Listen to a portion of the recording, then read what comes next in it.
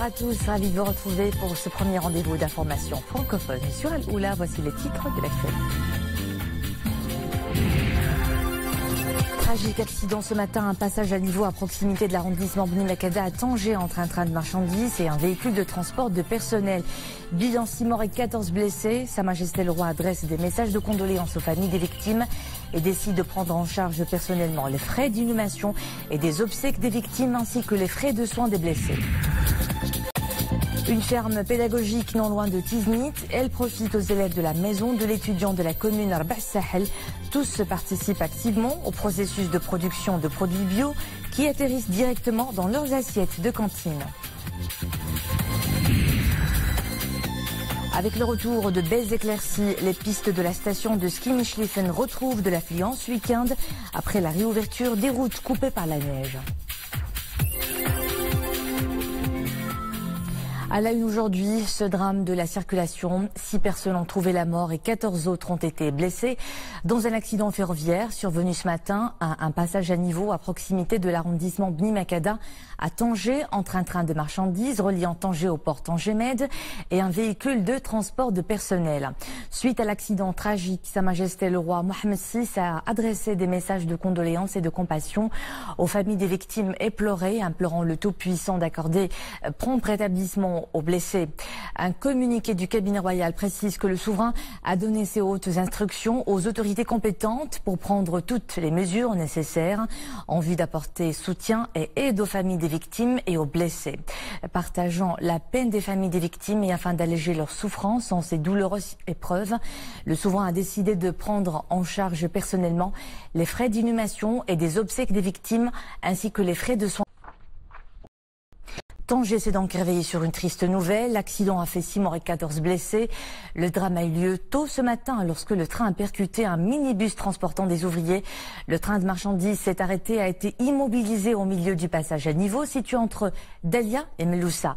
Les développements dans ce reportage sur place de Anissa Boumendi et Saïd Najih avec un récit de Nestor El Hamdaoui. Voici le théâtre de l'accident. Un passage à niveau à proximité de l'arrondissement Bni Makada. Le drame a eu lieu au petit matin lorsqu'un train de marchandises, surpris par un minibus de transport de personnel, freine d'urgence. Mais trop tard, la locomotive percute le véhicule et le coince au milieu du quai. Bilan 6 morts et 14 blessés. Un des témoins rencontrés sur place nous relate les moments qui ont suivi l'accident. Lorsque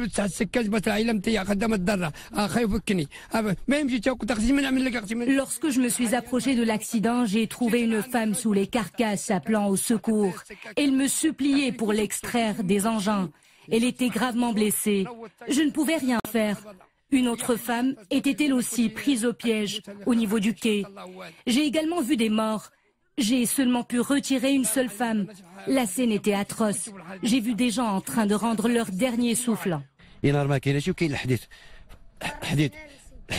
n'y avait pas d'éclairage, alors que cette voie est très empruntée par les automobilistes.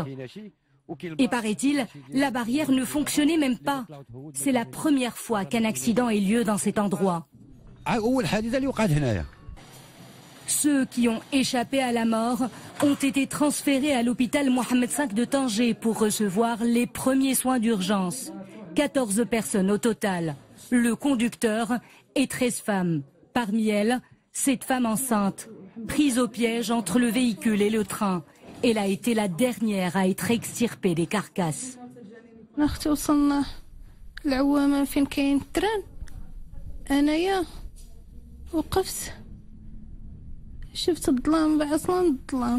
Lorsqu'on s'est approché du passage à niveau, le lieu était obscur. Soudain, j'ai été frappé de plein fouet par je ne sais quel engin.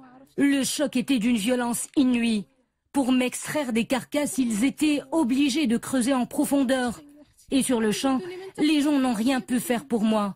Ils étaient impuissants.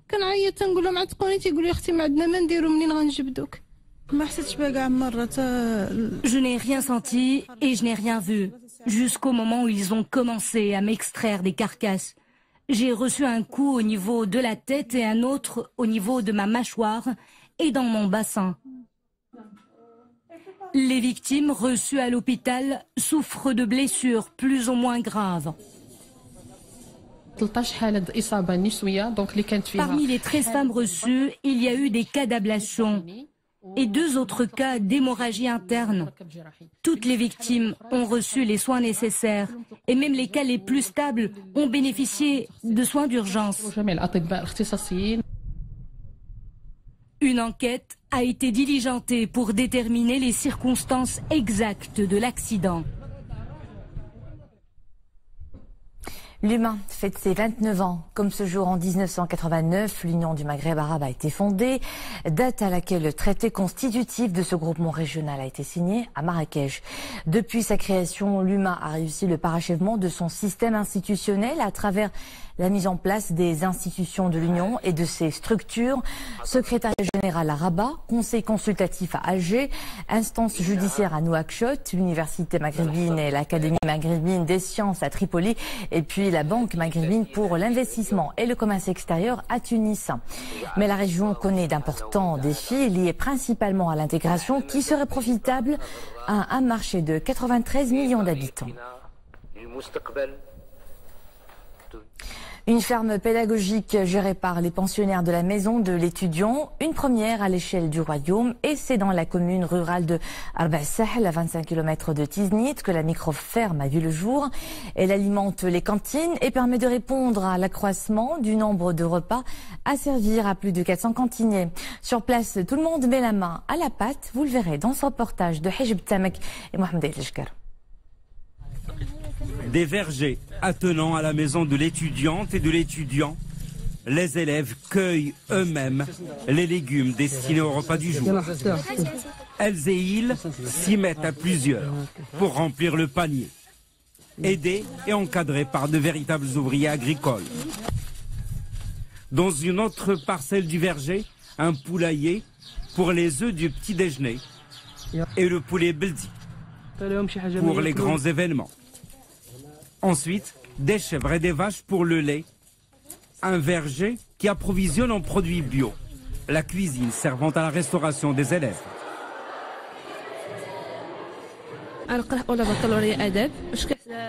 Je suis en première année du baccalauréat lettres. Je suis logé ici. Nous bénéficions ici de produits alimentaires directement fournis par les cultures que nous entretenons. Nous cueillons tous les légumes nous-mêmes à partir de la ferme pédagogique. Nous avons des produits bio, naturels. Cette ferme biologique est pilote. Elle s'étend sur 6000 hectares. Elle est équipée en système d'irrigation au goutte à goutte. Les cultures y sont pratiquées avec des engrais naturels, sans pesticides. Nous avons des vergers pour légumes. La production permet de ravitailler les restaurants de Dar Taliba, Dar Talib et de l'école communautaire. Un panier quotidien avec de nombreux légumes arrive chaque matin au restaurant de Dar Taliba pour une alimentation saine et bio des élèves. Autosuffisance, un projet à la fois pédagogique, solidaire et de développement durable dans la commune d'Arba Sahel, à 18 km de Mirleft. Et vous aurez dû le constater, la superficie de la ferme est de 6000 mètres carrés.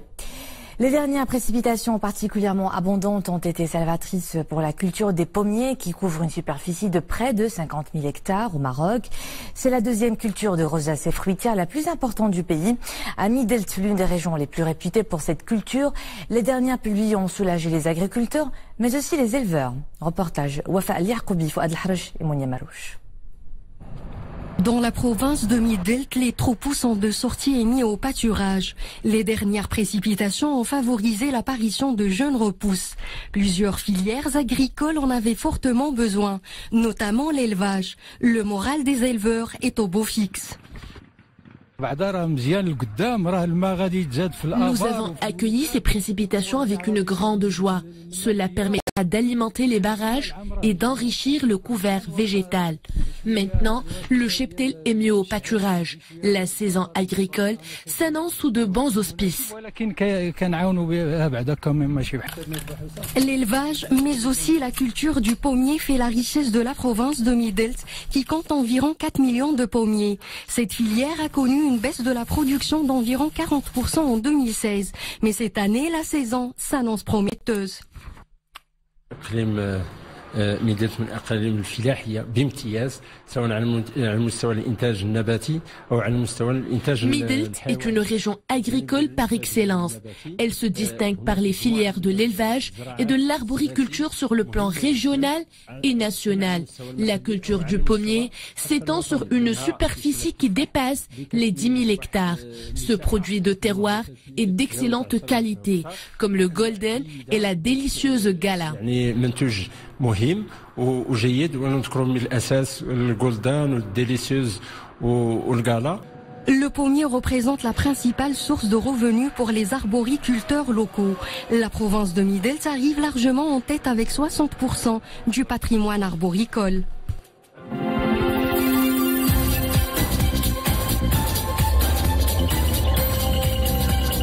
À l'international, le nouveau président sud-africain Cyril Ramaphosa promet à son pays un nouveau départ, dont son premier grand discours devant le Parlement.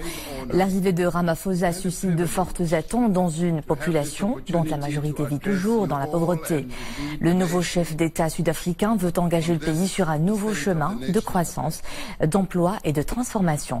Et parmi ses priorités immédiates, l'emploi des jeunes, dont le taux de chômage frôle les 50%.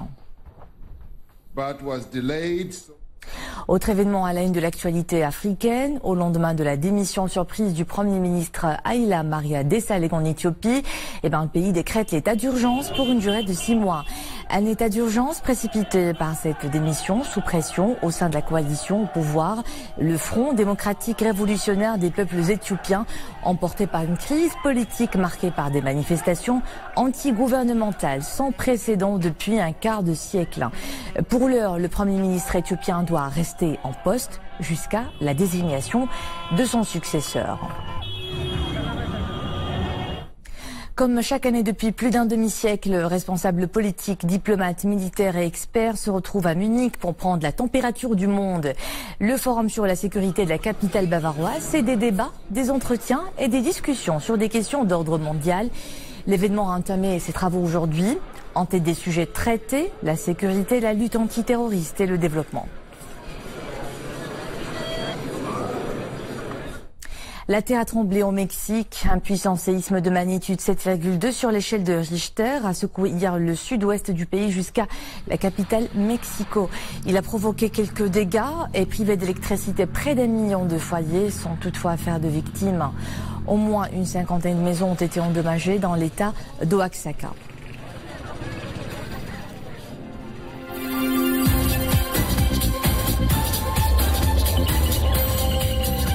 Si vous n'avez pas d'appétence pour la politique, eh bien ce nouveau livre du professeur-chercheur Abdelmourit Benmsaoud Tredano est peut-être fait pour vous. Politique et démocratie et symbolique, c'est son titre. Il a l'ambition de rendre accessible l'action politique et particulièrement à l'adresse des jeunes à travers une analyse des événements majeurs qui ponctuent la vie politique nationale. Nordin Saber et Mounia Marouche. Expliquer ce qu'est le politique, ses fonctions et son rôle dans la société marocaine, c'est l'exercice auquel s'est livré Abdelmourit Benmsaoud Tredano dans son dernier ouvrage Politique, démocratie et symbolique. Un essai qui survole 5 décennies de vie politique et sociale au Maroc. J'ai fait une partie un peu analytique, c'est une sorte de condensé de la littérature de sciences politiques. Et deuxième volet, comment cette même démocratie, comment ce politique se présente au Maroc. Alors j'ai fait un petit peu les rapports entre les acteurs principaux depuis 60 plus ou moins. Inciter les jeunes à faire de la politique, les intégrer dans la vie commune, c'est l'objectif de cet ouvrage qui explique les concepts de la pratique politique dans un langage fluide et accessible à tous. C'est depuis au moins une quinzaine d'années une désaffection des citoyens vis-à-vis du politique. Et je me suis dit, il faut essayer de présenter, de comprendre, d'essayer de comprendre. L'ouvrage que présente Dr Abdelmourit Benmsaoud Tredano parle bien de la politique et de la démocratie dans une optique de banaliser un petit peu la démocratie, la notion de démocratie, la notion de politique, et la rendre plus accessible à monsieur tout le monde. Et justement, l'ouvrage d'Abdelmourith Ben Msaoud Tredano vulgarise les concepts de base de l'exercice politique. Il rappelle surtout certains événements phares liés à la vie politique nationale. Le retour des éclaircies fait des heureuses ce week-end de ceux qui ont pris la route pour la station de ski de Michlifen. La montagne revêtue de sa belle parure blanche suffit à elle seule de séduire des visiteurs de tout le pays. Ahmad Al-Fadili, Mohamed El-Lishkar. Ces sculptures qui vous accueillent à l'entrée de la station sont signées par des artistes en herbe. Mais avant d'aborder les pistes enneigées, des souvenirs de l'artisanat local. Les visiteurs viennent d'ailleurs de différentes régions du royaume. Je viens de Temara avec ma famille. Nous venons de Oujda. C'est la deuxième fois qu'on visite cette belle région. Je suis venu de Nador en famille. Et puis, des visiteurs d'autres contrées. Notre première fois à Ifrane, c'est vraiment génial. Il y a de la neige, on profite du ski. Vive Ifrane, vive le Maroc. Je suis venu d'Algérie, de la ville d'Oran plus précisément. Moi j'habite à Casablanca, le Maroc c'est un pays magnifique. À Michlifen, il y en a pour toutes les disciplines de glissins. Pour ceux qui découvrent pour la première fois une piste de ski, il suffit de se mettre assis sur un truc qui glisse. Et quand on acquiert la confiance, on passe à la luge. Beaucoup plus tard, on fera du vrai ski. Je suis venu au Maroc. Les Marocains m'ont bien accueilli et je me sens bien dans cette région montagneuse où les paysages sont magnifiques. Il y a le soleil, la neige. Le Maroc est un beau pays. Partout de la neige et de la verdure. Été comme hiver, on peut se régaler. Je vous conseille vivement de venir à Ifrane, qui est une super station très bien entretenue. Tout est propre, tout est nickel. Et pendant que petits et grands s'amusent, d'autres membres de la famille veillent sur le tagine en préparation sur un feu de bois au pied d'un cèdre. Fin de ce journal, merci à vous de nous suivre. À 20h30, d'autres titres de l'actualité avec Nadir Moden. Passez une agréable soirée.